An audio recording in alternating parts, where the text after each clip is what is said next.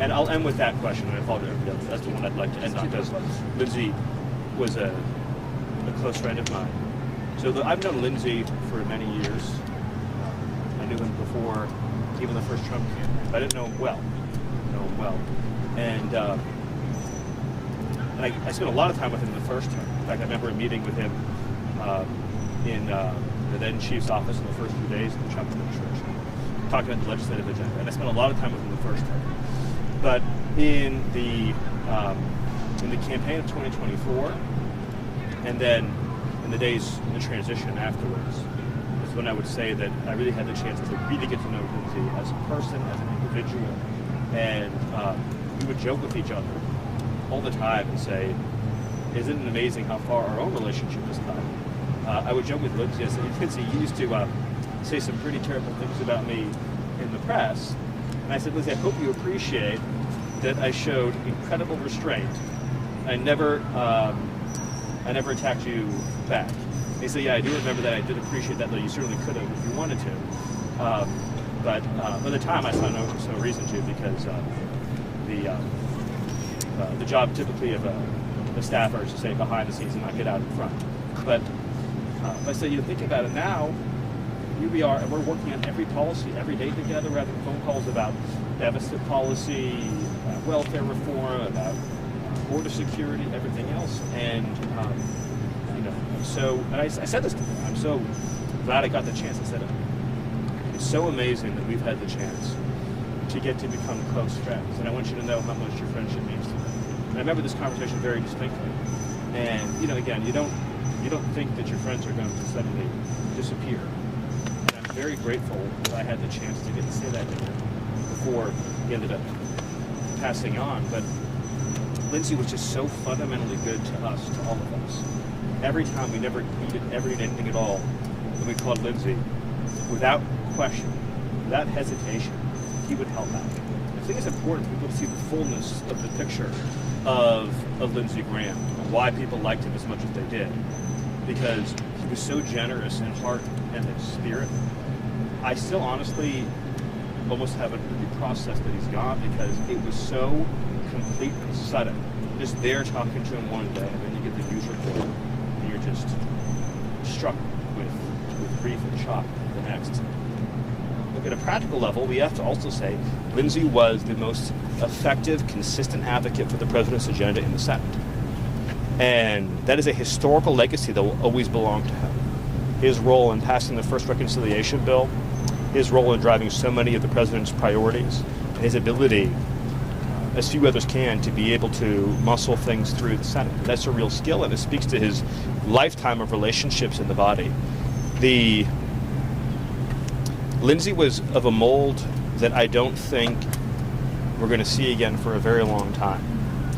Somebody who really understood how the power of rhetoric, how the power of communication as a senator can actually change outcomes. In other words, there's plenty of senators who will go onto the Senate floor, give a speech, clip the video, put it on YouTube, get views on it, and you're basically you're auditioning for an external audience.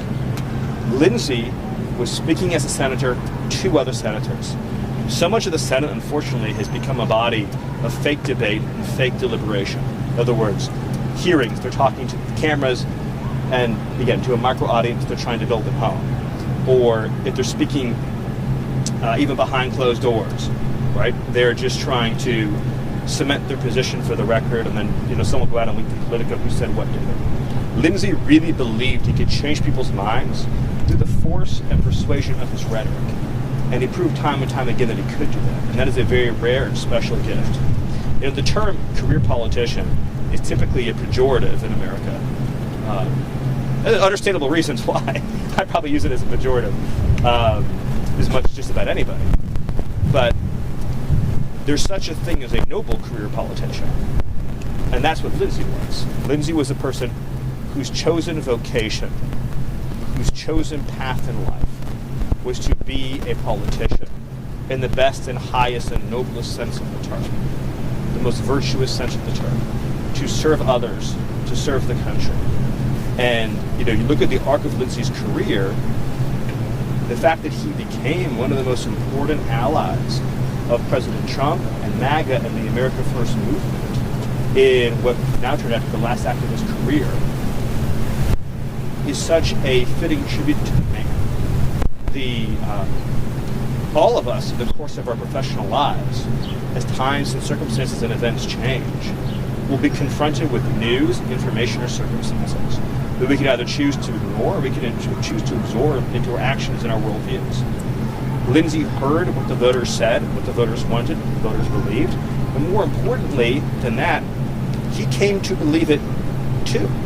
In other words, he became, in his bones, a deep, fervent believer in the President Trump vision and view of the world, and fought very hard to try again to pass that agenda through Congress. And on an issue which Lindsey became well known for, which is immigration, the fact is that Lindsey, by the time we came into office in 2025, was one of the most prominent supporters of ICE, DHS, immigration enforcement, and the president's immigration agenda in the whole country. And he had many conversations over the years about this issue. And that, too, is an important part of his legacy, is getting that immigration bill for President Trump across the finish line. But just to strip away all the policy for a second, is just the kindness of the man, the warmth of the man. Meetings with Lindsey at the White House were the best meetings that you would ever be in. He would just turn and he would smile at you and just say, I am having the best time. And he would also turn and say, God, I love President Trump. And he said that in a way, it's important to understand, it's not just that he loved the policies. It's that he loved the man. He loved him as a friend. He loved spending time with him. He loved the joy that President Trump brought to him. And I think in this what turned out to be the last act of Lindsey Graham's life, it's important to understand the degree of personal and professional satisfaction this last chapter of his career brought him. I could tell spending time with him that he was so deeply and totally and completely professionally fulfilled. And there's a beauty in that, and I think there's a majesty in that he was able to find that total professional satisfaction and fulfillment. And again, what ended up becoming the last chapter of his life. So Lindsey, I miss you. Godspeed, and see you on the other side. Thank you.